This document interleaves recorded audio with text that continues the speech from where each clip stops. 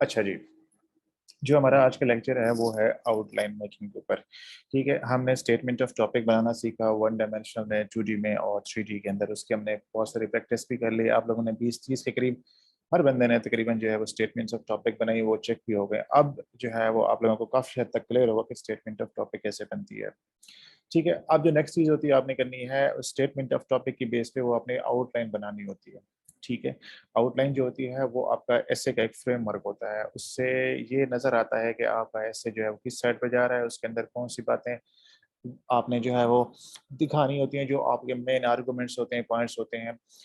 ठीक है, उससे जो है वो एक क्लियर अंदाज़ा होता है। जैसे आप एक किताब लेते हैं या जब आप कोई किताब लेने जाते हैं तो आप सबसे पहला काम ये करते हैं कि उसके कंटेंट्स चेक करते हैं।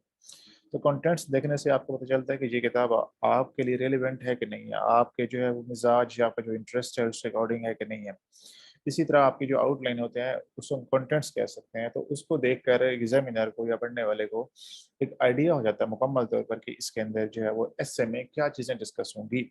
ठीक है, अच्छा जी, तो मैंने कल कुछ चीज़ें बताई थी जो आपने याद रखनी है, मैं दोबारा उनको रिपीट करता हूँ। ठीक है, नंबर 1 के आपकी जो आउटलाइन है वो स्टेटमेंट ऑफ टॉपिक के अकॉर्डिंग होगी। ठीक है, और इसके अंदर आप हेडिंग दे सकते हैं। नंबर ऑफ हेडिंग जो है वो मैंने बताया था कि 5 से 8 के बीच में आपके हो सकते हैं। उसके अलावा जो आपकी हेडिंग्स हैं आउटलाइन के अंदर वो क्या होंगी, सेंटेंसेस नहीं होंगे बल्कि फ्रेज की फॉर्म में होंगे। जबकि जो आपकी आउटलाइन के पॉइंट्स होंगे हेडिंग्स के नीचे, वो सेंटेंसेस की फॉर्म में हमेशा आपने यूज करने हैं। ठीक है, अच्छा, उसके बाद ये है कि आपने जो इंटरोगेटिव हेडिंग्स होती हैं, क्वेश्चन मार्क टाइप लंबी लंबी या फुल सेंटेंस की, वो हेडिंग्स अब आपने अवॉइड करनी होती हैं। उसके अलावा आपने सिलेक्टिव वर्ड्स अवॉइड करने हैं। बर्ड्स आई व्यू वगैरह इस तरह के जो फ्रेजेस हैं जो हर बंदा लिख रहा होता है वो आपने जो है अवॉइड करने होते हैं। ठीक है, उसके अलावा आपने जो है वो नेचुरल रहना होता है इसके अंदर। अब चलते हैं कि आपकी जो आउटलाइन बनती कैसे है, उसके हम स्टेप्स की बात कर लेते हैं। पहला स्टेप मैंने बताया था कि सबसे जो पहला स्टेप होता है वो हम कहते हैं ब्रेनस्टॉर्मिंग। नंबर 2 पे उसको क्लैरिफिकेशन कहते हैं। नंबर 3 पे लॉजिकल सीक्वेंस और नंबर 4 पे आपका कंसेप्चुअलाइजेशन होता है। पहले स्टेप में हमने ये करना होता है कि जब भी हम स्टेटमेंट बना लेते हैं तो उसके बेस पे हम जो है वो ब्रेनस्टॉर्मिंग करते हैं, मतलब आइडियाज इकट्ठे करते हैं। फॉर एग्जांपल हमारे पास एक टॉपिक है, ये मैंने कल लिखा था कि डेमोक्रेसी इन पाकिस्तान। अब इसके ऊपर हमने स्टेटमेंट बनाई है कि democracy in Pakistan has seen a dark past for various reasons. अब हमने बेसिकली जो ब्रेनस्टॉर्मिंग करनी है वो किसके ऊपर करनी है, रीजंस के ऊपर। कौन से रीजंस के, पाकिस्तान में डेमोक्रेसी के डार्क होने की, कि पाकिस्तान में डेमोक्रेसी कामयाब क्यों नहीं हो सकी माजी में, इसके रीजंस हमने ढूंढनी है। अब पहला स्टेप आपका क्या होगा, ब्रेनस्टॉर्मिंग का होगा। आपने जाना है, ब्रेनस्टॉर्मिंग स्टार्ट करनी है। आपने आंखें बंद करके, मतलब आंखें बंद करने से मुराद ये है कि आपने आंखें बंद नहीं करनी, बगैर सोचे समझे आपने लिखते जाना है। जो पॉइंट आपके माइंड में आता जा रहा है आपने लिखते जाना है, लिखते जाना है, लिखते जाना है। 15-20 पॉइंट जितने आते हैं आपने लिख लेने हैं। ये नहीं सोचना कि ये रेलिवेंट है, रेलिवेंट नहीं है, रिपीट हो रहा है, रिपीट नहीं हो रहा, ये बिल्कुल भी नहीं सोचना, बस आपका कलम चलना चाहिए। ठीक है, पहला स्टेप ये होता है। नंबर 2 प्योरिफिकेशन होती है। इस स्टेप में, अच्छा अभी यहाँ बता रहा हूँ मैं आपको, अगर करके दिखाऊंगा तो आपने परेशान नहीं होना। प्योरिफिकेशन नंबर 2 आपका स्टेप होता है। इस स्टेप में आप क्या करते हैं कि वो जो आपने स्टेप 1 किया था जिसके अंदर आपने फॉर एग्जांपल ब्रेनस्टॉर्मिंग करते हुए 15 पॉइंट लिखे हैं, जब आपने उसमें 18 पॉइंट्स लिखे हैं, अब आपने स्टेप 2 में क्या करना है कि वो जो स्टेप 1 है उसको देखना है, उसके अंदर जो इरेलीवेंट पॉइंट्स हैं और उसके अंदर जो रिपीटेशन हो रही है, जो रिपीट हो रहे हैं, वो आपने निकाल देने हैं। हम ये फर्स्ट कर लेते हैं कि आपने जो है वो 18 पॉइंट लिखे थे, उसमें से 12-14 आपके पास बच जाएंगे, कुछ रेपिटेशन की वजह से और कुछ इरेलीवेंट होने की वजह से वहां से निकल गए। तो वो आपने क्या करना है कि स्टेप 2 के अंदर सिर्फ यूनिक और नए पॉइंट्स आपने लिखने हैं। हम ये कह सकते हैं कि वहाँ 12-15 पॉइंट्स आपके पास बच जाएंगे, 2-3-4-5 निकल सकते हैं उसमें से। ये 2 स्टेप्स हो गए, ब्रेनस्टॉर्मिंग हो गया, वेरिफिकेशन हो गया। नंबर 3 भी होता है लॉजिकल सीक्वेंस। तो लॉजिकल सीक्वेंस ये होता है कि वो जो स्टेप 2 आपने किया था उसके अंदर जो पॉइंट्स आपने बचा के छोड़े थे, 12-15 पॉइंट्स, उनको एक तरतीब में आपने ऑर्डर में अरेंज करना है। तरतीब क्या हो सकती है, रेलेवेंस के अकॉर्डिंग हो सकती है, इंपॉर्टेंस वाइज हो सकती है। जो मोस्ट इंपॉर्टेंट है, मोस्ट रेलिवेंट पॉइंट्स हैं वो आपने सबसे पहले लिखने हैं, उसके बाद जो है वो आपने नीचे की तरफ चले आना है, यानी कि जो लीस्ट इंपॉर्टेंट है वो बाद में आना शुरू हो जाएंगे। ये आपने स्टेप 3 में लॉजिकल सीक्वेंस इसको डिजाइन करना है। ये जो लॉजिकल सीक्वेंस होता है ना, ये आपके पूरे एस्से का कोहेरेंस बनाता है। इसमें आपने गलती बिल्कुल नहीं करनी होती। ठीक है, ये बहुत इंपॉर्टेंट होता है, अभी हम करेंगे तो आपको अंदाजा होगा। और लास्ट पे जो स्टेप होता है उसे हम कहते हैं कंसेप्चुअलाइजेशन। ठीक है, कंसेप्चुअलाइजेशन क्या होती है, मेरी चाय साथ साथ ठंडी हो रही है तो मैं वो भी पी लूँ साथ। जो लास्ट स्टेप होता है उसको हम कहते हैं कंसेप्चुअलाइजेशन। इसमें हम ये करते हैं कि हमने स्टेप 3 के अंदर जो पॉइंट्स अरेंज कर लिए थे लॉजिकल ऑर्डर में, उनमें से एक एक पॉइंट को उठाना है। पहले पॉइंट को उठाना है, फिर दूसरे को, तीसरे को। अब करना क्या है, पहले पॉइंट को उठा के आपने स्टेटमेंट ऑफ टॉपिक से जोड़ना है। अभी इतना याद रखना है, अभी करेंगे तो क्लियर होगा। ठीक है, लास्ट स्टेप में ये करते हैं जिसको हम कंसेप्चुअलाइजेशन कहते हैं कि हम पहला पॉइंट उठाएंगे, उसे स्टेटमेंट ऑफ टॉपिक से जोड़ देंगे। दूसरा उठाएंगे, उसे स्टेटमेंट ऑफ टॉपिक से जोड़ देंगे। तीसरा उठाएंगे, उसको जोड़ देंगे। इसी तरह तमाम पॉइंट्स को आपने उठाना है वन बाय वन, और उनको आपने स्टेटमेंट ऑफ टॉपिक से जोड़ देना है। ठीक है, अब जब हम यहाँ पे लास्ट स्टेप करते हैं, इसमें हमारे सेंटेंसेस बनेंगे। अब वो जो सेंटेंसेस बनेंगे वो आपकी फाइनल आउटलाइन होती है, उसको फिर आपने नीट करना होता है। अब देखते हैं कि ये कैसे होगा सारा कुछ।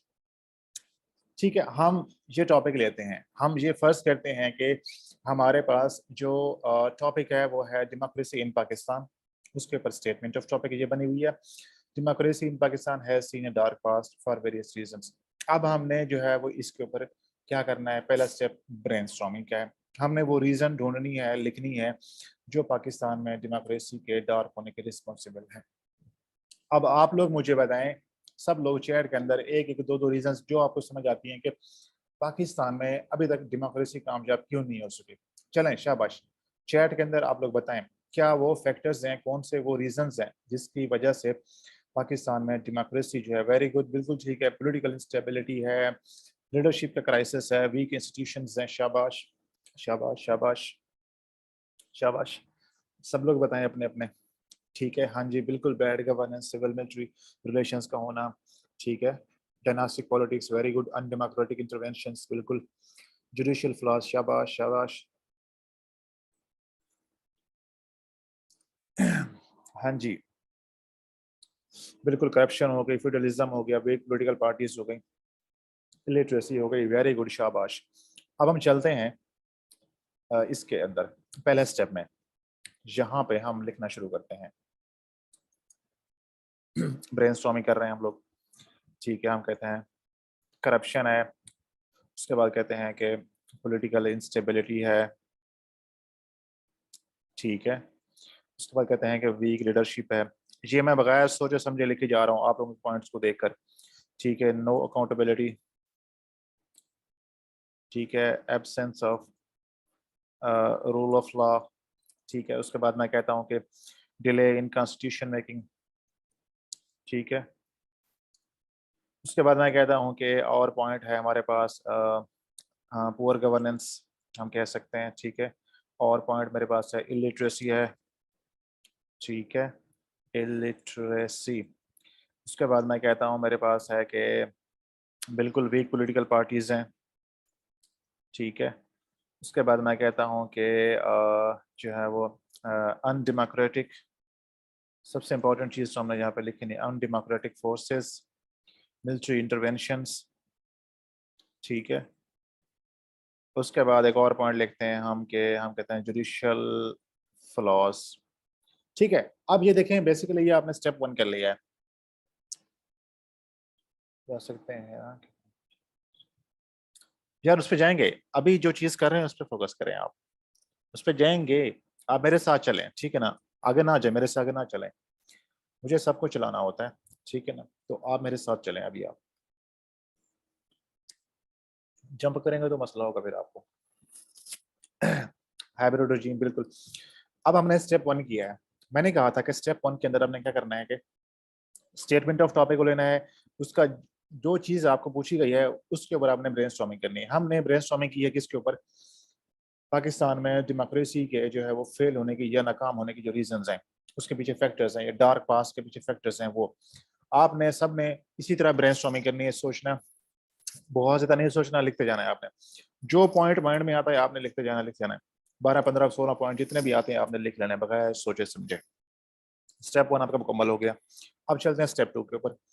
अब हम देखते हैं कि इसमें से कौन से ऐसे पॉइंट्स हैं, ठीक है ना, कौन से ऐसे पॉइंट्स हैं जो रिपीट हो रहे हैं और कौन से ऐसे पॉइंट्स हैं जो इरेलीवेंट हैं।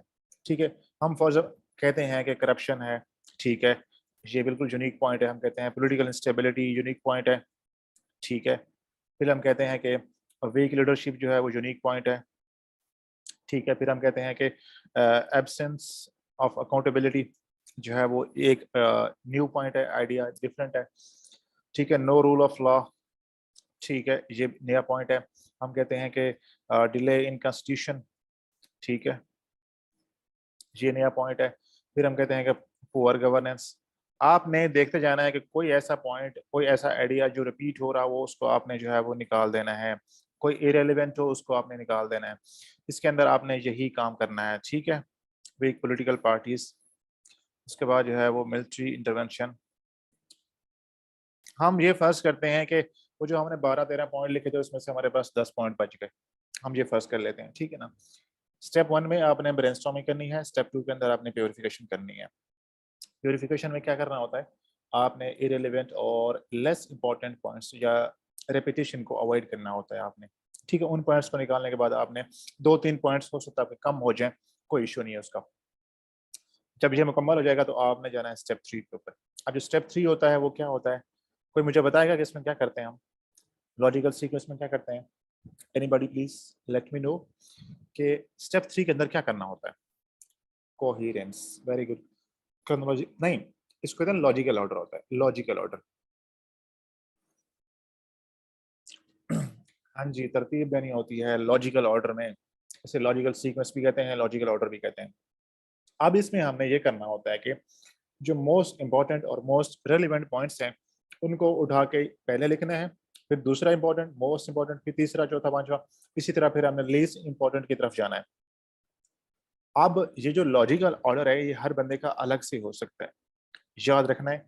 हर बंदे के लिए जो लॉजिकल ऑर्डर है वो डिफरेंट होगा, मेरे लिए डिफरेंट होगा, आप 10-12 लोग जितने क्लास में मौजूद हैं सबके लिए डिफरेंट होगा। तो आपने अपनी समझ, अपनी अंडरस्टैंडिंग और आपकी जो नॉलेज है उसके अकॉर्डिंग बनाना है। इस चीज़ से बेफिक्र होकर कि वो सही है या गलत है, जो आपकी अंडरस्टैंडिंग है, जो आपकी समझ बूझ है, उसके अकॉर्डिंग आपने लॉजिकल ऑर्डर को तरतीब देना है। मैं फॉर एग्जांपल मैं ये समझता हूँ कि पाकिस्तान में डेमोक्रेसी का जो डार्क पास्ट है उसके पीछे सबसे बड़ा फैक्टर मिलिट्री इंटरवेंशंस हैं, ठीक है। मैं ये समझता हूँ फॉर एग्जांपल मिलिट्री इंटरवेंशंस। फिर उसके बाद मैं ये कहता हूँ कि मिलिट्री इंटरवेंशन की वजह से पुअर गवर्नेंस है, ठीक है। फिर मैं ये समझता हूँ कि मिलिट्री इंटरवेंशन से ही पुअर गवर्नेंस हुई, पुअर गवर्नेंस की वजह से क्या हुआ, इलिटरेसी आई, ठीक है। इलिटरेसी की वजह से जो है वो वीक लीडरशिप आई, ठीक है। अब जब वीक लीडरशिप आई तो उसमें जो है वो नो रूल ऑफ लॉ था, मैं ये कहता हूँ रूल ऑफ लॉ ना होने की वजह से जो है नो अकाउंटेबिलिटी थी, ठीक है, एब्सेंस ऑफ अकाउंटेबिलिटी। ये मैं अपनी समझ के मुताबिक बना रहा हूँ आपको समझाने के लिए। इसके बाद मैं कहता हूँ कि जब एब्सेंस ऑफ अकाउंटेबिलिटी थी उसकी वजह से जो है वो पॉलिटिकल पार्टीज वीक हो गई, वीक पॉलिटिकल पार्टीज, ठीक है। उसके बाद मैं कहता हूँ कि जब ये हुआ तो फिर पाकिस्तान में जो है वो पॉलिटिकल इंस्टेबिलिटी आना शुरू हो गई, ठीक है ना। तो आपने बेसिकली स्टेप 2 के अंदर जितने पॉइंट्स बचे होते हैं सारों को आपने एक अंडरस्टैंडिंग बनाते हुए आपने जो है एक ऑर्डर में, एक तरतीब में आपने उनको अरेंज करना होता है, ठीक है। ये हर बंदे के लिए अलग होगा, याद रखना है। अच्छा, ये हो गए आपके 3 स्टेप्स। इसमें कोई कंफ्यूजन हो तो बताएं।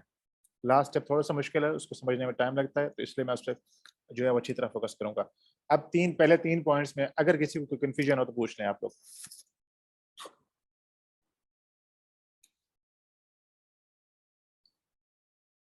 जी शाबाश।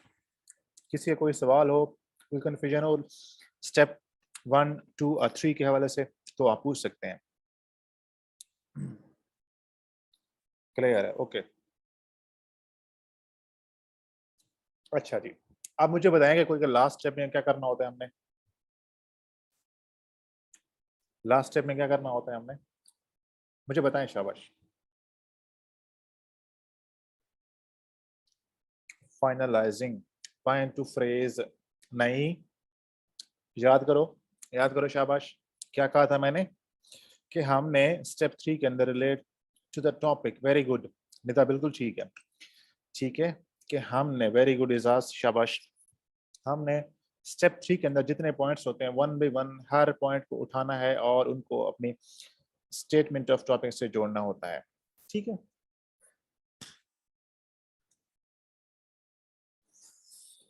अजमेर कहते हैं कि एब्सेंस ऑफ अकाउंटेबिलिटी सर, हाँ हमारे यहाँ डायरेक्ट अटैक करना है यार। अरे भाई अभी परेशान ना हो इस चीज के बारे में, अभी जो हम कर रहे हैं ना वो सीख लो प्लीज। ये क्या लिखना है, क्या नहीं लिखना, किस तरह की लैंग्वेज होगी, कौन सी बातें होंगी, वो हम कंटेंट में बात करेंगे उसके ऊपर।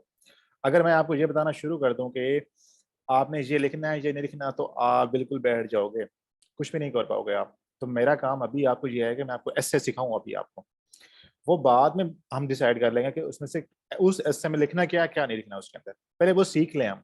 ठीक है ना? इसको तो हम इस तरह भी ले जा सकते हैं, उसकी तरफ मैं आता हूँ। थोड़ा सा वेट कर लो भाई, थोड़ा सा वेट कर लो, मैं उसकी तरफ आऊँगा। यार, मैं आपका उस्ताद हूँ, ठीक है ना? और इतने बच्चे जहाँ मौजूद हैं, तो मुझे पता है कि अगर मैं अपनी समझ के मुताबिक या मैं अपने लेवल पे आके या एक या दो बच्चे के लेवल पे आके बात करूंगा ना, तो बाकी लोगों को क्या बनेगा। तो मुझे बिल्कुल जो है बेसिक लेवल पे बात करनी पड़ती है। ठीक है ना? अगर आपको कुछ बातें पता हैं तो आप थोड़ा सा जो है वो पेशेंस रखा करें। कोई सवाल आता है तो आप पूछ लिया करें, लेकिन अगर आपको लगता है कि वो सवाल गैर ज़रूरी है या आपका जो है वो यहाँ पे नहीं बनता, तो आप थोड़ा सब्र कर लिया करें आपसे। ठीक है ना? कल से हम यूँ करेंगे कि आप लोगों के सवाल एंड पे लेंगे हम, ताकि आप लोगों को ये दरमियान में कन्फ्यूजन ना हो आपको इस तरह से। अच्छा जी, हमने लास्ट स्टेप में ये करना होता है कि कंटेक्चुअल कंसेप्चुअलाइजेशन, इसको हम कहते हैं। क्या लिखे हुए हैं स्पेलिंग इसके गलत लिखे हुए हैं। कंटेक्चुअलाइजेशन होता है ये बेसिकली। कंटेक्चुअलाइजेशन मतलब कॉन्टेक्स्ट बनाना जिसको हम कहते हैं। आपने हर पॉइंट को उठाना है और उसको स्टेटमेंट ऑफ टॉपिक से जोड़ना है। अभी मैं आपको 2 पॉइंट्स 3 पॉइंट्स बना के दिखाऊंगा, उसके बाद आप लोग बनाएंगे। अब कैसे उठाएंगे? पहला पॉइंट क्या है? Military interventions. ठीक है। अब अगर हम अपनी स्टेटमेंट पे वापस जाएं, तो हमारी स्टेटमेंट क्या थी कि democracy in Pakistan has seen a dark past for various reasons. ये हमारी स्टेटमेंट ऑफ टॉपिक है। और हमारा पहला पॉइंट क्या है? Military interventions. तो मैं क्या कहता हूँ कि number 1, military military interventions are the main reason behind dark past of democracy in Pakistan। ठीक है, समझ आई इस बात की? हमने क्या किया? पॉइंट 1 को उठाया, उसको स्टेटमेंट ऑफ टॉपिक से जोड़ दिया। अब अगर इसको आप पढ़ें इस पॉइंट को, तो ये मतलब है कि पाकिस्तान में डेमोक्रेसी के डार्क होने की जो रीजन है वो है मिलिट्री इंटरवेंशंस। आपने एक रीजन बता दी, उसको स्टेटमेंट ऑफ टॉपिक से जोड़ दिया आपने। ये बात समझ आई? दूसरा पॉइंट उठाएं। ठीक है। आप कहें कि डेमोक्रेसी, सेंटेंस वगैरह चेंज कर सकते हैं आप लोग। Democracy in Pakistan could not grow due to poor governance. ठीक है। ये दूसरा पॉइंट आपने उठाया, उसको स्टेटमेंट ऑफ टॉपिक से जोड़ दिया आपने। ये बात क्लियर हुई है? ये बात समझ आई? सब बताएं मुझे। जिसको समझ नहीं वो पूछे अभी यहाँ पर। जिस बंदे को ये वाला पॉइंट समझ नहीं आया, कंटेक्चुअलाइजेशन वाला लास्ट स्टेप, वो पूछे मुझसे प्लीज। ओके।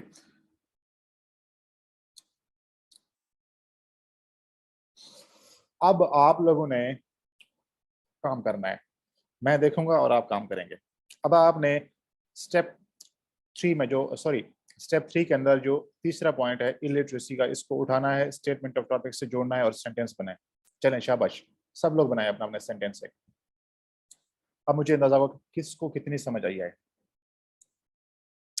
इलिटरेसी वाला पॉइंट उठाना है आपने, इसको स्टेटमेंट ऑफ टॉपिक से जोड़कर आपने कंटेक्चुअलाइजेशन का स्टेप मुकम्मल करना है, जहाँ पे एक सेंटेंस बनाना है। सब लोग बनाएं अपनी अपनी समझ और अपनी अपनी अंडरस्टैंडिंग के मुताबिक। शाबाश, बनाएं, इसका सेंटेंस बनाएं। जैसे ये मैंने बनाया था, इसी तरह आप लोग बनाएं। कैसे बनाएंगे?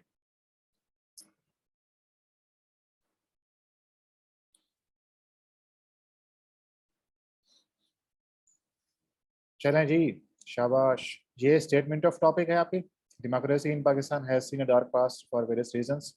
और आपका पॉइंट है इलिटरेसी का।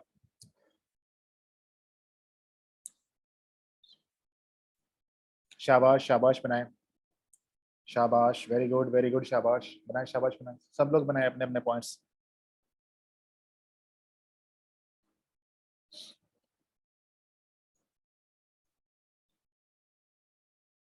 अच्छा जी, फातिमा कहती हैं कि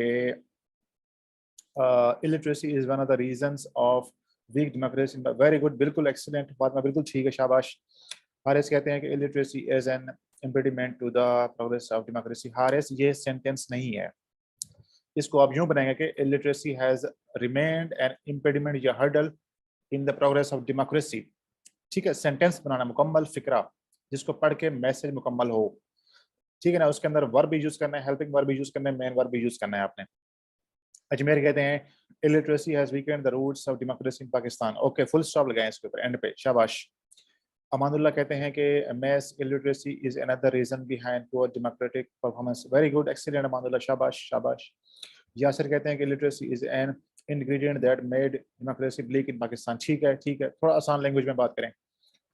एजाज कहते हैं no understanding of the democratic process has always been a consequence of illiteracy. Ejaz क्या हो गया है? एजाज क्या बात कर रहे हो?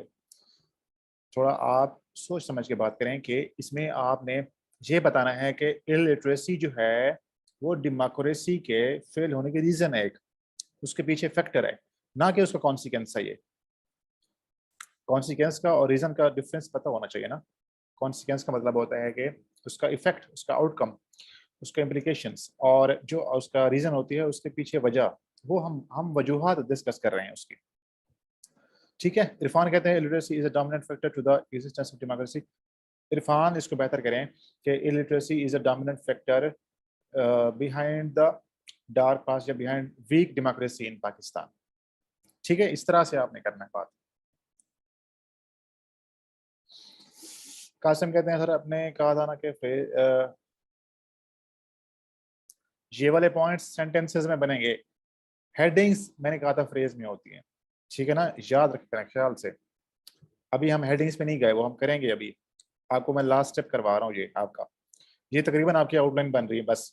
इसके बाद आपने सिर्फ नीट करना है, वो मैं आपको बताऊंगा कैसे नीट करना है, दिखाऊंगा आपको सैंपल भी एक। ठीक है, यहाँ पे सिर्फ सेंटेंसेस बनाएंगे आप लोग। लास्ट स्टेप में मुकम्मल सेंटेंसेस फिक्रे होंगे, फ्रेज नहीं यूज करने आपने। अच्छा, अनम कहती हैं कि illiteracy is one of the reasons for keeping the message away from political. Anam आप इसके अंदर डेमोक्रेसी का लफ्ज लेकर है ना, बेसिकली हम हमारा सेट टॉपिक जो है वो डेमोक्रेसी पे है, स्टेटमेंट भी डेमोक्रेसी पे है। तो अगर वो लफ्ज हम मेंशन नहीं करें तो समझ नहीं आएगा कि ये क्या बात हो रही है। तो आप कहें कि illiteracy is one of the reasons for keeping democracy weak in Pakistan. ठीक है। अच्छा, नोरीना कहती हैं कि illiteracy has also contributed towards stagnant growth of democracy in Pakistan. Very good, ठीक है, शाबाश। निदा कहते हैं essence of democracy fades with illiteracy. ठीक है ठीक है, ओके ओके, मोस्टली जो है वो तकरीबन आपको समझ आ चुकी है। ठीक है, तो हम इसको यूं कहते हैं कि हम कहते हैं कि illiteracy has also impeded the growth of democracy in Pakistan। ठीक है, या इसको यूं कह लें कि illiteracy is also a reason behind weak democracy in Pakistan। जैसे कहना चाहें आप कह सकते हैं, कॉन्टेक्स्ट आपने चेंज नहीं करना, मैसेज क्लियर होना चाहिए, वो चेंज नहीं करना आपने। लैंग्वेज, लफ्ज, वर्डिंग वगैरह आप चेंज कर सकते हैं। चलें, शाबाश। अगले पॉइंट पे आए, वीक लीडरशिप के ऊपर, इस पे बनाए सेंटेंस, वीक लीडरशिप के ऊपर बनाए पॉइंट। हाँ जी, शाबाश जी, बेलोल, और बनाए, सब लोग बनाए।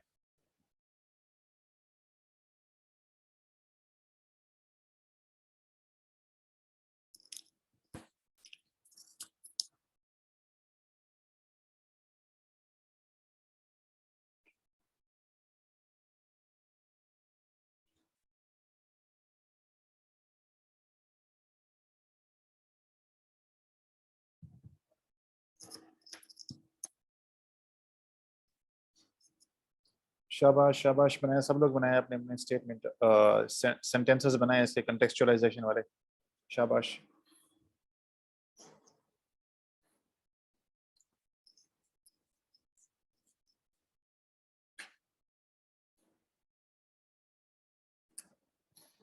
वीक लीडरशिप, और इसके ऊपर आपने पॉइंट बनाना है, कनेक्ट करना है इसको स्टेटमेंट ऑफ टॉपिक से। हमारा स्टेटमेंट ऑफ टॉपिक ये था कि पाकिस्तान में democracy in Pakistan has seen a dark past.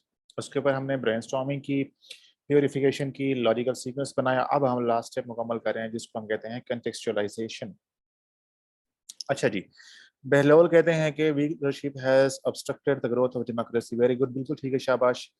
Week leadership is another major cause for weak democracy in Pakistan. शाबाश एजाज, ठीक है, बिल्कुल ठीक है। अच्छा, यासिर कहते हैं कि weak leadership drifts weak democracy in Pakistan. Okay, ठीक है, ठीक है। लिदा कहती हैं कि leadership crisis has cause a severe damage to democracy. Very good, ठीक है, बिल्कुल शाबाश। अच्छा, weak leadership has abstained the growth of democracy। मगर ठीक है नरीना, बिल्कुल ठीक है। अनम कहती हैं weak leadership failed to practice the democracy in later. Democracy के साथ आपने दी नहीं लगाना होता, ये ख्याल रखना है, इन लेटर एंड स्पिरिट, ठीक है। अच्छा, अजमेर कहते हैं fragile leadership is another reason for fragile weak leadership. ठीक है यार, for weak democracy in Pakistan. Strong, अच्छा हारिस कहते हैं strong democracy and weak leadership are antithetical. Okay, very good, ठीक है यार, ठीक है पॉइंट। कासिम कहते हैं कि leadership has undermined the development of democracy. ठीक है, शाबाश। Fatima, bad leadership has enhance the weak democracy in Pakistan. ठीक है, ओके। फर्दरमोर यहाँ पर नहीं लगाना मामला, फर्दरमोर बिल्कुल यूज नहीं करना आपने यहाँ पर, आपने डायरेक्ट पॉइंट से स्टार्ट करना है, ठीक है, कोशिश करें, या जो है वो आप थोड़ा सेंटेंस को आगे पीछे करें, लेकिन ये कनेक्टर्स आपने अभी यूज नहीं करना है यहाँ पर। आप कह सकते हैं कि weak leadership has dented the true essence of democracy in Pakistan. हम पाकिस्तान की बात कर रहे हैं, ना कि सोसाइटी की बात कर रहे हैं, तो आपने पाकिस्तान के हवाले से बात करनी है, ठीक है, शाबाश। चलें जी, अब आ जाएं अगले पॉइंट के ऊपर। No rule of law, absence of rule of law या नो रूल ऑफ लॉ। शाबाश, बनाए इसके ऊपर पॉइंट बनाए। पॉइंट नंबर 5 के ऊपर आप लोगों की मैंने यहाँ पे इतनी प्रैक्टिस करानी है कि आप लोग घर जाएंगे तो आपको जो है वो रात को ख्वाब में भी फिर आउटलाइन बनाना याद आएगा आपको। चलें, शाबाश। Democracy can not be flourished by the weak, democracy could not flourish due to weak democracy या वीक लीडरशिप। शाबाश, ठीक है इरफान, और बने आप सब बने। नेक्स्ट पॉइंट के ऊपर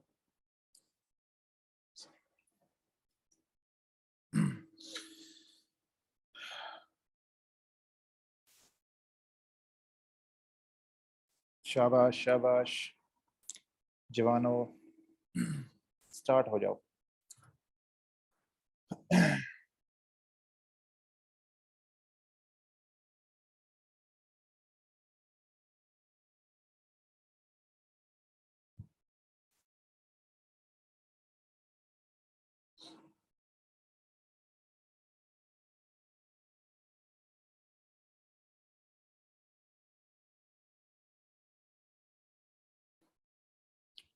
हाँ जी, क्या कहते हैं जनाब? अच्छा, हरस कहते हैं no democracy can nurture under the absence of rule of law. Yes, ठीक है, डेमोक्रेसी कैन नॉट, ठीक है, Ejaz no rule of law has wreaked havoc wrecked the democratic process in Pakistan. ठीक है, या डिस्ट्रॉयड कह लें आप इसको। Absence of rule of law is equal contributor in weak democracy. शाबाश यासर, ठीक है।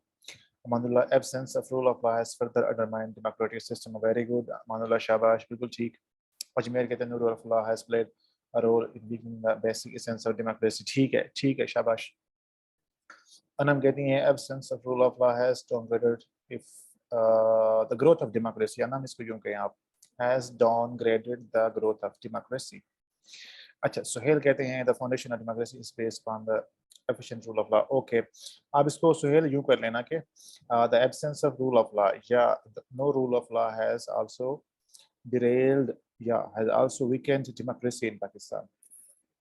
बेलोल कहते हैं absence of rule of law has deteriorated. बिल्कुल ठीक है, डेमोक्रेसी डेमोक्रेसी के साथ दीन नहीं लगाना, ख्याल रखना है बेलोल, पहले भी मैंने बताया है अनम को, तो ये आपने अवॉइड करना है। अच्छा, बिल्कुल ठीक है, शाबाश।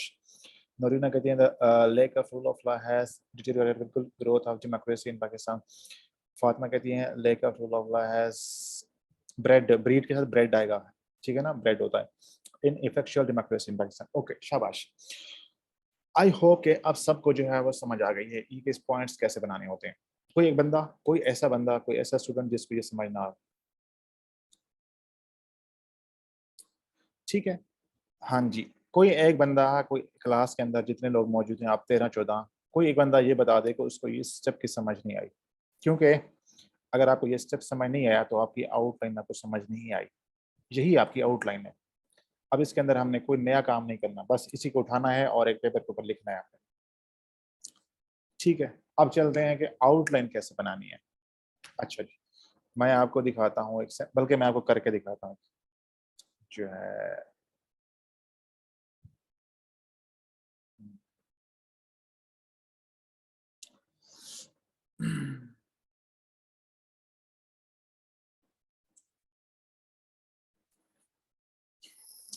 हाँ जी, क्या सवाल है? सवाल है कि अगर फेस फॉर्म में बनाते हैं तो क्वेश्चन नहीं। मैं आता हूँ उसकी तरफ, थोड़ा सा मुझे ये मुकम्मल करवाने दें, मैं आता हूँ। अच्छा जी, अब आपने नए सफ़े के ऊपर शिफ्ट होना है। ठीक है, नए सफ़े के ऊपर शिफ्ट होना है। ठीक है, सबसे पहले अपना टॉपिक लिखना है। ये तो यहाँ पे ब्लैंक सफ़ा है, आपके पास लाइंस वाला होगा। जो आपकी सबसे पहली लाइन होगी वहां पे आपने टॉपिक लिखना है, डेमोक्रेसी इन पाकिस्तान। ठीक है, ये आपने सबसे पहले सफ़े के ऊपर लिखना है। फिर आपने एक लाइन छोड़नी है। अपने पास एक सफ़ा निकालें, उसके ऊपर ये चीज़ें नोट करें, अभी आप लिखते जाएं। पहले सफ़े के ऊपर टॉपिक लिखना है आपने, फिर एक लाइन छोड़नी है, उसके नीचे लिखना है आपने थीसिस स्टेटमेंट। ये आपकी आउटलाइन बनना शुरू हो गई है। ठीक है ना? ये जो अभी हमने इतनी मेहनत की थी ना, 40-50 मिनट लगाकर, वो आपकी आउटलाइन बनवाने में गई। अब उसको आपने यहाँ पे लेकर आना है, थीसिस स्टेटमेंट। ठीक है, इसको आप मार्कर से लिखेंगे। आप लोग मार्कर यूज करेंगे, प्रॉपर अंडरलाइन करना है इसको। ठीक है, ये थोड़ा सा ऊपर हो जाए, हाँ, ये आपका मिडल में आ जाएगा। यहाँ पे लिखे हैं थीसिस स्टेटमेंट। ठीक है, इसको भी आप मार्कर से चाहें तो कर लें। अब इसके सामने लिखें थीसिस स्टेटमेंट क्या है, डेमोक्रेसी, या इसके नीचे लिख लें आप एक लाइन छोड़ के, इसके बिल्कुल नीचे लिख रहे हैं, democracy in Pakistan has seen a dark past. ये आपकी स्टेटमेंट ऑफ टॉपिक है। अब आपने स्टेटमेंट लिख दी है। ठीक है, इसको मार्कर से लिखना है, इसको अंडरलाइन करना है। ये चीज़ें कोई गलती ना करे प्रेजेंटेशन के हवाले से, फॉर्मेटिंग के हवाले से। याद करते जाएं, नोट करते हैं अपने पास। सबसे पहली चीज़, आपने फर्स्ट लाइन के ऊपर टॉपिक लिखना है, मार्कर से अंडरलाइन करना है। उसके बाद एक लाइन छोड़ने के आपने थीसिस स्टेटमेंट की हेडिंग देनी है, उसको अंडरलाइन करना है। फिर उसके नीचे आपने अपनी थीसिस स्टेटमेंट, ये टॉपिक स्टेटमेंट ऑफ टॉपिक जो बनाया था वो आपने लिखना है। फिर एक लाइन छोड़नी है आपने, और आउटलाइन की हेडिंग देनी है। आउटलाइन, ये लफ्ज लिखना है आपने आउटलाइन का। ठीक है, उसके बाद एक लाइन छोड़ दें, नंबर 1 आप हेडिंग देंगे। आउटलाइन को भी आपने जो है वो मार्कर से लिखना है, और इसको आपने अंडरलाइन करना है। अभी यहाँ पे छोटा लग रहा है, जब आप हाथ से लिखेंगे तो बड़ा हो जाएगा ये। ठीक है ना? अब आपने क्या करना है, सबसे पहले आपकी आउटलाइन में जो आपका पॉइंट होगा वो होगा इंट्रोडक्शन का। चाहे आउटलाइन कोई भी होगी, पहला पहला पॉइंट आपका होगा इंट्रोडक्शन का। ठीक है, उसके बाद नंबर 2 जो आपकी ये हेडिंग्स हैं, ये जो मेजर पॉइंट्स हैं ना, ये हेडिंग्स होती हैं। ठीक है ना? ये नंबर 1 हेडिंग इंट्रोडक्शन की हो जाएगी। नंबर 2, अब आप मुझे बताएं कि हम क्या डिस्कस कर रहे थे। हमारा स्टेटमेंट ऑफ टॉपिक में हमने क्या डिस्कस किया था, रीजंस डिस्कस की थी। तो हम कहेंगे कि रीजंस बिहाइंड डार्क, हाँ जी, dark past of democracy in Pakistan. इसके सामने कॉलन लगाना है। ठीक है, और ये आपकी हेडिंग होगी।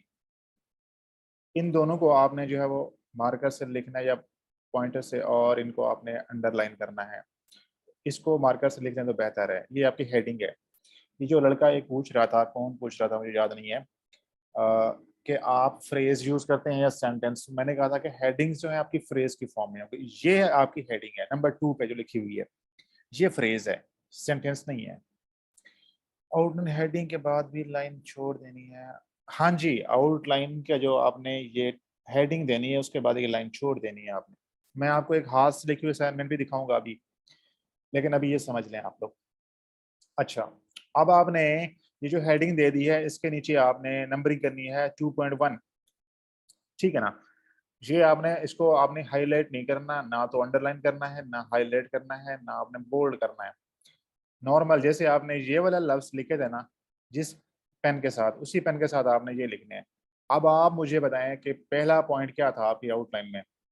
ये पॉइंट था आपका, ये आपका पहला पॉइंट था, मिलिट्री इंटरवेंशन। इसको उठाएं और यहाँ पे लिख दें आप लोग। तो जनाब ये आपका जो है वो आउटलाइन में पहला पॉइंट आ जाएगा। ठीक है, उसके बाद दूसरे पॉइंट पे जाएं आप, 2.2 हेडिंग देंगे।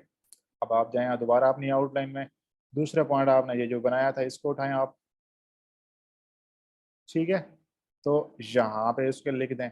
इसी तरह आपने तमाम पॉइंट्स जो कंटेक्चुअलाइजेशन में बनाए थे वो आपने यहाँ पे लिख देने हैं सेम टू सेम, कोई चेंजेस नहीं करनी है आपने। तीसरा पॉइंट लिखेंगे, चौथा लिखेंगे, पांचवा, छठा, सातवां, आठवां, जितने आते हैं पॉइंट्स वो आपने यहाँ पे लिख देने हैं, ठीक है। ये बात क्लियर है? इसमें कोई कंफ्यूजन हो तो बताएं। अभी मैं आपको एक हाथ से लिखे हुए असाइनमेंट दिखाता हूँ, लास्ट पेज पे थी मेरे पास एक, ये देखें। इसके अंदर थोड़े इश्यूज होंगे। ये सबसे पहले आपने टॉपिक लिखना है, ये तो इन्होंने बहुत बड़ा लिखा है, आप जो जैसे चाहे लिखें, ठीक है। एक लाइन में, दो लाइन में, जितना आता है आप लिखें उसको मुकम्मल करके। डेमोक्रेसी इन पाकिस्तान एक लाइन छोड़ है, उसके बाद ये इन्होंने जस्ट स्टेटमेंट लिखा है, आपने लिखा है थीसिस स्टेटमेंट, पूरा लिखना है। थीसिस स्टेटमेंट की हेडिंग देनी है, उसे अंडरलाइन करना है, उसके नीचे आपने वो स्टेटमेंट ऑफ टॉपिक जो बनाती है लिखें, वो आप लिखेंगे यहाँ पर। फिर एक लाइन छोड़ दें, आउटलाइन की हेडिंग दें, उसे अंडरलाइन करें। सबसे पहले हेडिंग आपकी इंट्रोडक्शन की आएगी। नंबर 2 पे आपने लिखना है कि रीजंस बिहाइंड वीक डेमोक्रेसी या dark past of democracy in Pakistan, उसको अंडरलाइन कर दें, उसके नीचे पॉइंट्स लिखें। ये नंबरिंग इस तरह नहीं करनी जैसे मैं बताइए वैसे करनी है। 2.1 हो जाएगा, 2.2, 2.3, 2.4, 2.5, 2.6, 7, 8, जितने बनते हैं वो आप लिखते जाएंगे। ये बात क्लियर है? किसी बंदे को इसमें हवाले से कोई कंफ्यूजन हो तो बताएं। अब एक और चीज करेंगे हम। जी शाबाश, कोई सवाल हो तो पूछें आप लोग। अच्छा, अब मुझे एक चीज बताएं, सब लोग बताएं, मुझे जवाब दें। ये जो हमने स्टेटमेंट ऑफ टॉपिक बनाई थी, ये वाली, एक मिनट,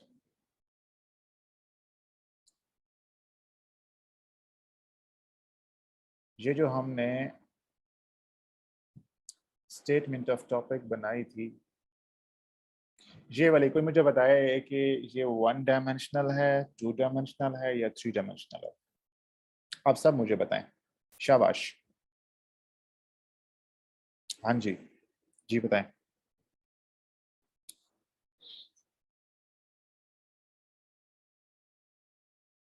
गुड, वेरी गुड, शाबाश। अच्छा, अब जो अजमेर वाली सवाल है उस पर आते हैं कि हम इसके अंदर हम ये भी तो कह सकते हैं कि Pakistan has seen a dark past, उसके बजाय हम यूँ कर लें कि इट्स फ्यूचर इज ब्राइट। तो हमने जब 1 डायमेंशनल बनाई है तो अगर हम चाहें तो 2D बना सकते हैं, तो हम क्या करेंगे कि एंड लगा देंगे, एंड या however however its future seems bright। ये आई डोंट नो ये क्या हुआ है। अच्छा अब ठीक है, ओके, एक मिनट, इसको मैं बड़ा करता हूँ।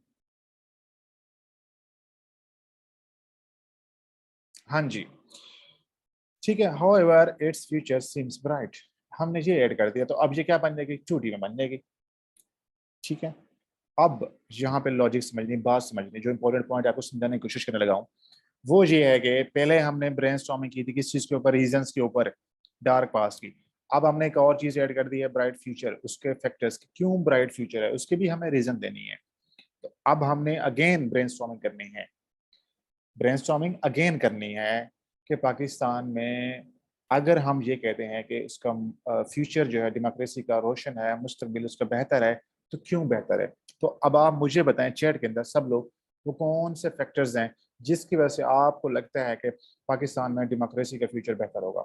शाबाश, बताएं, सब लोग बताएं अपनी अपनी समझ और अपनी अपनी अंडरस्टैंडिंग के मुताबिक वो कौन से फैक्टर्स हैं।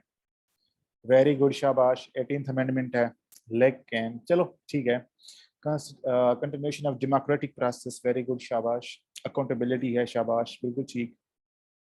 और बताएं, गुड गवर्नेंस है, ठीक है, वेरी गुड, ठीक है। Successive hand over of government, smooth transition of power आप कह सकते हैं, शाबाश। सोशल मीडिया या इफेक्टिव रोल ऑफ मीडिया, ठीक है। अच्छा, उसके बाद जो है वो पब्लिक पार्टिसिपेशन, वेरी गुड, ठीक है, रोल ऑफ मीडिया। तो अब बेसिकली ये आप क्या कर रहे हैं, अगेन से ब्रेनस्टॉर्मिंग कर रहे हैं। अब आपने जो है दोबारा इस तरह का एक जो है वो कॉलम बनाने हैं, इसके अंदर आपने यहाँ पे स्टेप 1 में ये पॉइंट्स लिखने हैं कि पाकिस्तान में ब्राइट फ्यूचर ऑफ डेमोक्रेसी के पीछे क्या फैक्टर्स हैं, आपने लिखते जाना है। फिर स्टेप 2 के अंदर आपने वापस आना है, उसके अंदर आपने प्योरीफाई करना है जो इररिलेवेंट पॉइंट्स हैं जो गैर ज़रूरी हैं, रिपीट हो रहे हैं, वो आपने निकाल देने हैं। स्टेप 3 के अंदर आपने जो है उनको लॉजिकली ऑर्डर करना है, और स्टेप 4 के अंदर आपने जो है वो क्या करना है, उनको कंटेक्चुअलाइज करना है। अब हम फर्ज करते हैं, मैं यहाँ पे एक लाइन लगा देता हूँ छोटी सी ताकि आपको आसानी हो जाए। हम फर्ज करते हैं कि हमने जो पॉइंट्स बनाए थे यहाँ पर, मैं यहाँ पे स्पेस, या बल्कि मैं इसको उधर ले जाता हूँ, वर्ड के ऊपर ही ले जाता हूँ ताकि आपको कंफ्यूजन ना हो। अच्छा,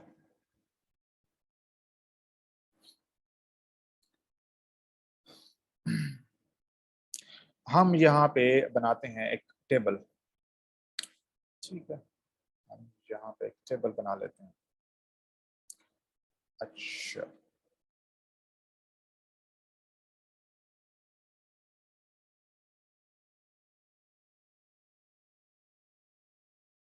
हमने यहाँ पे लिखा ब्रेनस्टॉर्मिंग। ठीक है, यहाँ पे हमने लिखा प्योरिफिकेशन। अच्छा, याद रखना है ये जो टेबल वाला काम है ये रफ फर्क होता है आपका। ठीक है, रफ में करना है प्योरिफिकेशन। उसके बाद आपने करना है लॉजिकल ऑर्डर। उसके बाद कहना है आपने कंटेक्चुअलाइजेशन। कंटेक्चुअलाइजेशन। अब हमने पहला पॉइंट यहाँ पे लिखा था, हम कहते हैं कि 18th अमेंडमेंट है। उसके बाद हम कहते हैं कि स्मूथ ट्रांजिशन ऑफ पावर है। फिर हम कहते हैं कि अकाउंटेबिलिटी है।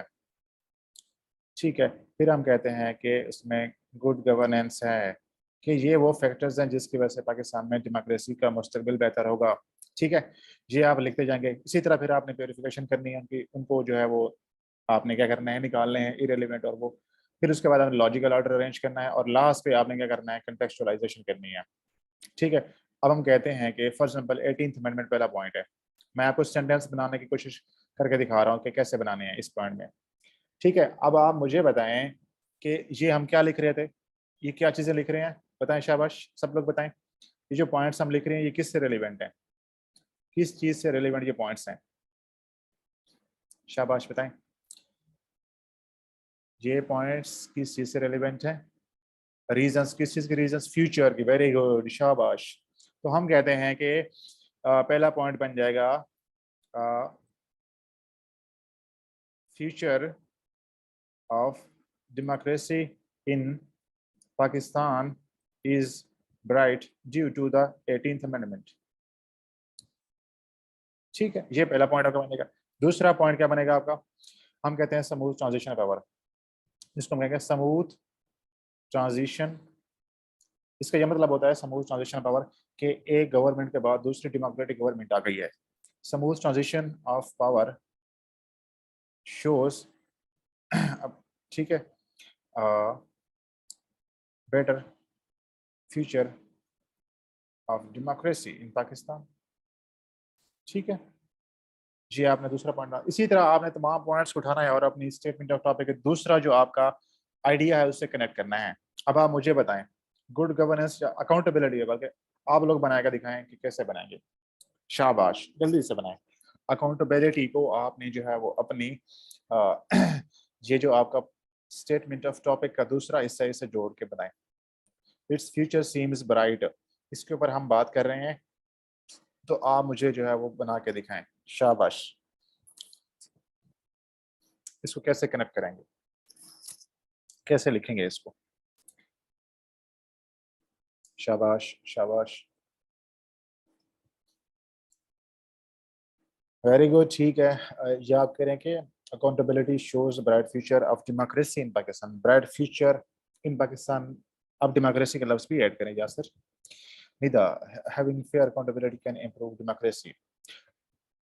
ये ठीक है निदा, लेकिन आप थोड़ा सा इसको मीनिंगफुल बनाएं। मीनिंगफुल इन सेंस के हम लिख रहे हैं कि पाकिस्तान में डेमोक्रेसी का मुस्तकबिल बेहतर है, फ्यूचर ब्राइट है, तो आप उसको as a sign, as a factor बना के उसको जो है वो शो करें, बताएं उसको। ठीक है, the future of democracy seems bright in Pakistan due to accountability, due to accountability. ठीक है, rising culture of accountability is main contributed towards bright future of democracy। Very good, बिल्कुल ठीक है और शाबाश। मानुल्लाह, strong accountability institution has proved a ray of hope for democracy in Pakistan। Very good मानुल्लाह, बिल्कुल ठीक है, शाबाश। Accountability ensures bright future of democracy in Pakistan। ठीक है, ठीक है। Accountability is a prerequisite for a vibrant democracy. Yes Haris, आपने ये बात नहीं करनी। हमने क्या करना है, हमने ये बताना है कि पाकिस्तान में डेमोक्रेसी का मुस्तकबिल बेहतर है बिकॉज ऑफ अकाउंटेबिलिटी। ठीक है, democracy seems to be progressing या seems to have a bright future in Pakistan because of accountability. The accountability shows a good future of democracy in Pakistan. इस तरह आपने बात करनी है, मीनिंगफुल बात करनी है आपने। शाबाश, बाकी लोग बनाए, शाबाश शाबाश। क्लास के अंदर आप लोग करेंगे तो भी घर जाकर काम ठीक होगा, अगर यहाँ पे नहीं करेंगे तो वहां गलती करेंगे आप लोग, ठीक है ना। अच्छा जी Haris, accountability is a prerequisite. आप ये बता रहे हैं कि डेमोक्रेसी के लिए अकाउंटेबिलिटी बहुत जरूरी है, हालांकि हम कुछ और बात कर रहे हैं। हम ये बात कर रहे हैं कि पाकिस्तान में डेमोक्रेसी का मुस्तकबिल बेहतर क्यों है, बिकॉज ऑफ अकाउंटेबिलिटी। अब आप उस बात को सोचें और अपनी बात को पढ़ें, इसमें क्या फर्क है, बहुत फर्क है, ठीक है ना। Accountability of state institutions stimulate process of democracy in Pakistan. Okay, बेहतर है, ठीक है ठीक है। अच्छा जी, अब जो चीज़ आपको समझाने की कोशिश कर रहा था वो ये थी कि जब आपने जो डार्क पास के रीजंस हैं वो लिख दिए, 7 8 10 जितनी चाहे आप लिखें, यहाँ पर अराउंड 10 8 से 10 के करीब आपने रीजन यहाँ पे लिखनी है। उसके बाद जब रीजन लिख लेंगे इनके 2.3 करके, 2.4 करके, 2.5 करके, जैसे ये मुकम्मल होंगी फिर आपने एक और हेडिंग देनी है। हेडिंग कैसे देंगे, नंबर 3 पे, नंबर 3 की मेन हेडिंग देंगे आप लोग, ठीक है। आप यहाँ पे लिखेंगे जो हेडिंग है वो क्या बनेगी, factors that show bright future of democracy in Pakistan, ठीक है। ये आपकी जो है वो हेडिंग बन जाएगी, ये आपकी हेडिंग बन जाएगी। इसके नीचे आप जो है वो 3.1 करेंगे, ठीक है। इसको यूं कर लेते हैं, यहाँ पे फॉर्मेटिंग का बड़ा इशू आता है। अच्छा, अब इसको आपने क्या करना है, मार्कर से लिखना है, अंडरलाइन करना है, ये आपकी हेडिंग बन जाएगी। फिर आपने वो 3.1 3.2 3.3 3.4 लिखते जाना है, और जो आपने पहला पॉइंट बनाया था वो आपने यहाँ पे कॉपी करके लिख देना है। पहला पॉइंट हम फॉर एग्जांपल हम कहते हैं कि 18th अमेंडमेंट, ये जो यहाँ पे लिखा था हमने, ठीक है। इसको उठाते हैं और यहाँ पे हम कॉपी कर लेते हैं, ठीक है। फिर हम लिखते हैं दूसरा पॉइंट 3.2, फिर हम देखते हैं दूसरा पॉइंट क्या था, हमने लिखा था ये, इसको उठाया और इसको यहाँ पे लिख दिया। तो ये तो बेसिकली यहाँ का कट पेस्ट कर रहा हूँ, आप लोगों ने हाथ से लिखना होता है, तो आपने सेम टू सेम यहाँ पे लिख देना है। फिर आपने इसके नीचे भी 8 10 पॉइंट्स लिखने हैं आपने, ठीक है। 3.3 3.4 3.5 3.6 7 8 9 10 जितने चाहें आप लिखें, यानी कि टोटल आपने कोशिश करनी है ये वाले जो पॉइंट्स हैं और इसके जो पॉइंट्स हैं ये 15 16 से ज्यादा होने चाहिए टोटल मिलाकर। जब ये हो जाएंगे तो उसके बाद आपने क्या करना है, एंड पे आपने फिर एक हेडिंग देनी है नंबर 4 की, ठीक है। नंबर 4 की, ये इश्यू कर रहा है, अच्छा चलो इसको यूं कर लेते हैं, ये नंबर 4 की हेडिंग देंगे और ये आपकी लास्ट हेडिंग होगी, इसको हम कहते हैं कंक्लूजन, ठीक है। आपके आउटलाइन में जो लास्ट हेडिंग होगी वो क्या होगी, कंक्लूजन की होगी। इसके नीचे आपने कुछ भी नहीं लिखना, बस हेडिंग देके नंबरिंग देके छोड़ देना है, ठीक है। उसके बाद करेंगे कल, कल उस पर जाएंगे हम, अभी इतना इतना काफ़ी है, ठीक है ना। वो हम एक स्टेटमेंट अलग बनाएंगे, आउटलाइन क्लास के अंदर प्रैक्टिस करेंगे, उसकी हम करेंगे बात। अच्छा, मैं आपको एक और आउटलाइन दिखाता हूँ अभी, ताकि आप लोगों को आसानी हो जाए। मुझे ढूंढने दें, अभी मैंने स्क्रीन शेयरिंग ऑफ कर दी है, मैं इसको ढूंढ लूँ। अच्छा,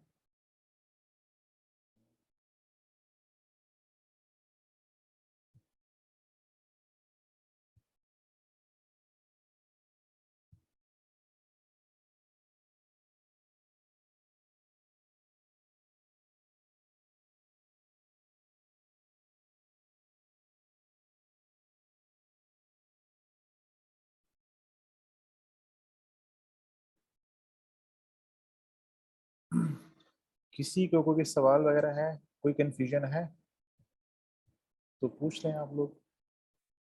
मैं इतने में ये ढूंढ लेता हूँ, आपकी जो है वो एक चीज़ दिखानी है आपको। अब आप सवाल पूछ सकते हो।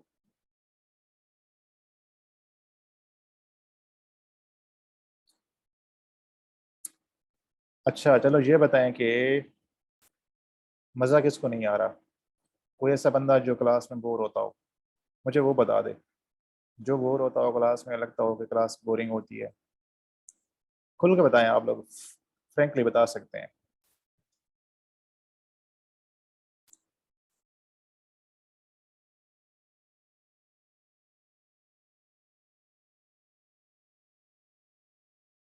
अच्छा जी।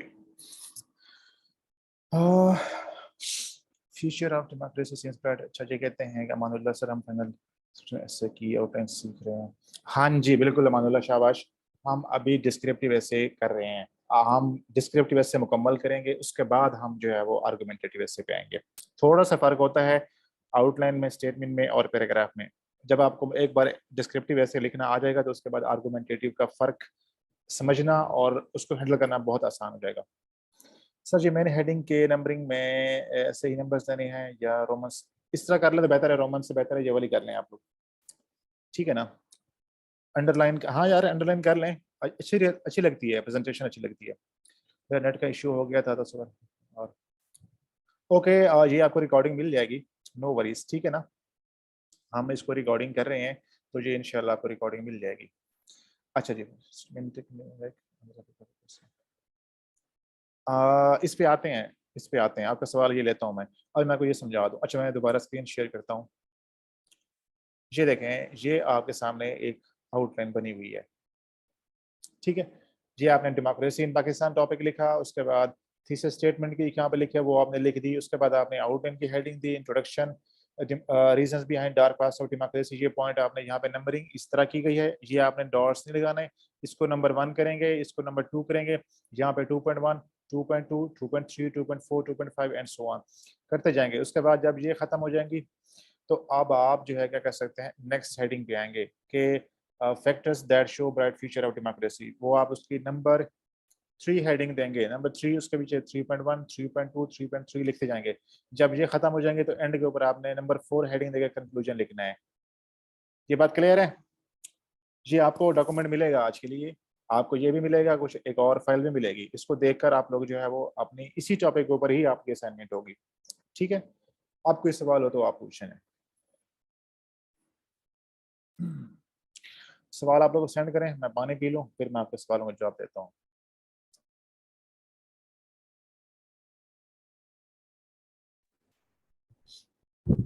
Alafu isawal tapos sa piyazada.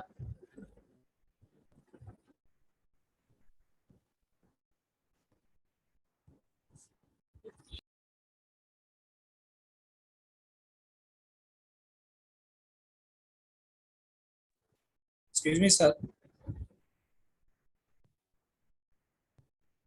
Excuse me, sir.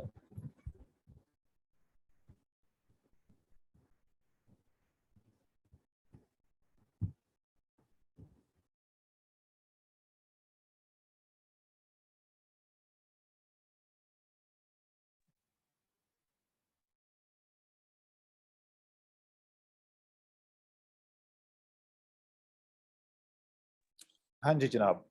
अच्छा, सबसे पहला सवाल था फातिमा का कि ब्यूरोक्रेसी रोल ड्रम्स के ऊपर हम कैसे बना सकते हैं स्टेटमेंट ऑफ टॉपिक। देखें, सबसे पहले ये समझना इंपॉर्टेंट है कि इस टॉपिक से क्या मुराद है। इसका मतलब ये है कि पाकिस्तान में ब्यूरोक्रेसी का काम ना करना। तो आप कह सकते हैं कि bureaucracy in Pakistan is in doldrums for a number of reasons which is affecting the country in different ways. However, certain steps can improve the performance of bureaucracy. तो आप ये 3D में बना सकते हैं, 2D में बना सकते हैं, 1D में बना सकते हैं, जैसे चाहे आप इसको लेके जा सकते हैं, ठीक है फातिमा। अच्छा, अजमेर कहते हैं sir I have a question. ऊपर हमने पास अगर नहीं था, first due to absence of rule of law, फिर नीचे लिखा फ्यूचर ब्राइट क्योंकि कैपेबिलिटी है। मैं सर ये, अरे भाई बहुत ज्यादा मत सोचा करो, अभी हम जस्ट सीख रहे हैं इससे। आपका जो एस्से का कंटेंट है वो कैसे मैच्योर होगा वो थोड़ा लंबा काम है, अभी वो आगे जाके बात करेंगे। अभी अभी के लिए आपने बिल्कुल परेशान नहीं होना कि हमने एक पॉइंट पे प्रेसी, सॉरी हमने ये कहा था कि अकाउंटेबिलिटी नहीं है, लेकिन अब हम कह रहे हैं अकाउंटेबिलिटी है। जब हम ये बात करेंगे ना अपने एस्से में तो हम इसका एविडेंस देंगे, ठीक है ना। हम इसका एविडेंस देंगे, ऐसे हवाई फायरिंग नहीं करेंगे हम लोग इसकी। तो ये जो जितने पॉइंट्स आपकी आउटलाइन में ना, ये हर एक पैराग्राफ बनेगा और जब पैराग्राफ लिखते हैं तो उसके अंदर एविडेंस होता है, रेफरेंसेस होते हैं, एग्जांपल्स होते हैं, वो खाली बात नहीं होती। तो जब आप वो बात करते हैं, एविडेंस खाते, तो उसको एग्जामिनर उसे एक्सेप्ट करता है हर हाल में। सो परेशान होने की जरूरत नहीं, रिलैक्स रहें अभी आप। अच्छा, अमानुल्लाह कहते हैं सर कुछ मुश्किल टॉपिक्स में बंदा बिल्कुल नील हो जाता हो तो उनको कैसे टैकल करते हैं? थ्रू बस, हाँ वो हो जाएगा अमानुल्लाह, अभी बिल्कुल आप स्टार्ट कर रहे हो, ठीक है ना। यानी कि आप, मैं आपको मिसाल लेता हूँ ड्राइविंग वाली, ठीक है ना, कि अभी आप लोग जो है वो बिल्कुल खाली रोड के ऊपर ड्राइविंग कर रहे हो, अभी आप सीख रहे हो। अगर आपको मैं ड्राइविंग सिखानी हो और किसी रेस में ले जाऊँ तो क्या होगा? एक्सीडेंट हो जाएगा। तो अभी आप बिल्कुल खाली रोड पे चल रहे हो, ठीक है ना। जब आप खाली रोड से थोड़ी ट्रैफिक पे आओगे, फिर उसके बाद आप जो है वो रेस में जाओगे, तो सारी चीज़ें इंशाल्लाह हो जाएंगी आपकी। अच्छा, उसके बाद है कि जैसे कि मीनिंग पर्पसिव एजुकेशन भी पूछा है इस टॉपिक पे, तो कोई not know the meaning of this word. देखिए, purposive education, meaning purposive education, ये हर बंदे के लिए डिफरेंट हो सकता है।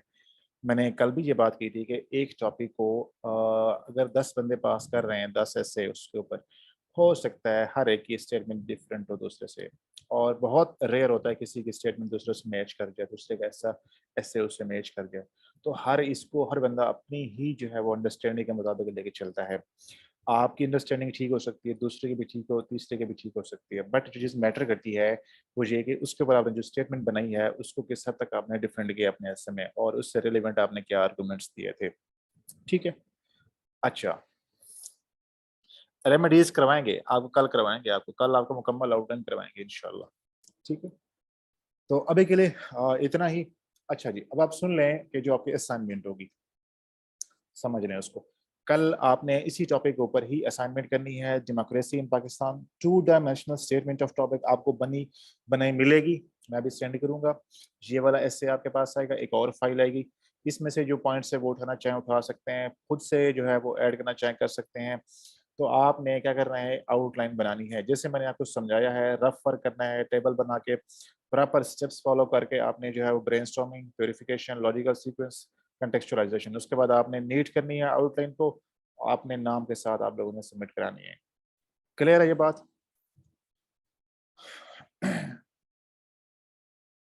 हाँ जी, मजा आया आज का क्लास का? कुछ सीखने को मिला? चलें, मुझे कोई ये बताएं आप लोग कि आप लोगों ने ऐसे के सेशन अटेंड किए हुए हैं, आउटलाइंस बनाई हुई हैं, क्या आप लोगों ने कभी इस तरह का प्रोसेस फॉलो किया है आउटलाइन बनाते हुए? ब्रेनस्टॉर्मिंग वाला पेज भी फॉलो करें। अच्छा, देखो ना, वो पॉइंट सारे आपको यहाँ मिल जाएंगे। अगर मैं आपको वो दे दूंगा ना, तो फिर आप ब्रेनस्टॉर्मिंग नहीं करोगे ठीक है। तो आपने करनी है, चाहे गलत हो सही हो, इस चीज से बेफिक्र हो जाना है। सब लोग याद रखें कि इस सेशन में आप लोग गलतियां बार बार करेंगे और उसकी बेहतरी होगी। तो ये नहीं सोचना कि अगर गलत कर रहा हूं तो उस वजह से मैं नहीं करूंगा, नहीं, बिल्कुल भी नहीं, ठीक है। और ये एक बड़ा इफेक्टिव है अल्हम्दुलिल्लाह, और ये एक बड़ा इफेक्टिव है, इसमें गलती की गुंजाइश नहीं होती। जो ये तरीका है बहुत सेफ है, अगर आप बिल्कुल इसको फॉलो करते हैं स्टेप्स को, तो कभी आपको इंशाल्लाह इशू नहीं होगा। इसी तरह हमारा इंट्रोडक्शन लिखने का एक स्टाइल है, उसके स्टेप्स हैं, फिर बॉडी के पैराग्राफ्स के स्टेप्स हैं। तो आपको ना एक फार्मूला बना हुआ है, उसके अंदर आप फिटिंग करते जाएंगे आप लोग, ठीक है ना। आपको कुछ ज़्यादा मेहनत नहीं करनी पड़ेगी। अगर आपको नॉलेज लिखना आता है थोड़ा बहुत, आपकी लैंग्वेज ठीक है, तो इंशाल्लाह आपके लिए ऐसे जो है वो आसान हो जाएगा। बस सिर्फ एक चीज़ चाहिए कि वो आप अपने असाइनमेंट्स करें अपने, ठीक है। हाँ, बुक से ले सकते हैं, मैं आपको बताऊंगा आगे जाकर, ठीक है। चलें जी, आज के लिए इतना ही, और आप लोगों का बहुत शुक्रिया, आप लोग आए, ठीक है। मेहनत करें, जो लोग असाइनमेंट्स नहीं करें वो लाजमी करें असाइनमेंट्स। कोई सवाल वगैरह हो, कोई कन्फ्यूजन हो, ग्रुप में पूछना हो तो आप पूछ सकते हैं, प्राइवेट में पूछना हो आप पूछ सकते हैं, मोस्ट वेलकम एनी टाइम। लेकिन असाइनमेंट्स करनी है, लाजमी करनी है असाइनमेंट्स, ठीक है। करेंगे तो आपको ऐसे जो है वो आएगा। हाँ जी, हाँ जी, बहुत सारे बच्चे हैं जो मेरे साथ कर रहे हैं, जितने ये लोग आप लोग क्लास में सारे सीरियस कर रहे हैं, ठीक है ना। और मैंने तकरीबन जो है प्रॉपरली पढ़ाना स्टार्ट किया था इस साल, तकरीबन मार्च में, ठीक है ना। उससे पहले मैंने कुछ ऐसे करवाए थे बच्चों को, 2-3 सेशंस, बट वो फिर मेरा इंटरव्यू आ गया बीच में सीएसएस का, और उस वजह से फिर मैं खुद बिजी हो गया। उसके बाद फ्री हुआ तो फिर मैंने जो है वो सोचा कि अब जो है पढ़ाते हैं। तो कुछ बच्चे थे मेरे पास 2022 वाले, आप देखें उनका रिजल्ट कैसे आता है, उनको मैंने ऐसे करवाए थे। मतलब 2 सेशन थे शायद उसमें बच्चे, वो लेकिन बिल्कुल एंड पे आए थे, बहुत लेट आए थे वो लोग। तो अब देखें अल्लाह ताला उनके हक में बेहतर करे और कामयाबी दे सबको। चलें जी, कल इंशाल्लाह आप लोगों से मुलाकात होगी। सी यू टुमारो। अल्लाह हाफ़िज़, अपना ख्याल रखें। कहाँ पे मिस्टेक्स? हारिस कौन सी मिस्टेक्स की बात कर रहे हैं? जल्दी से पूछ लें।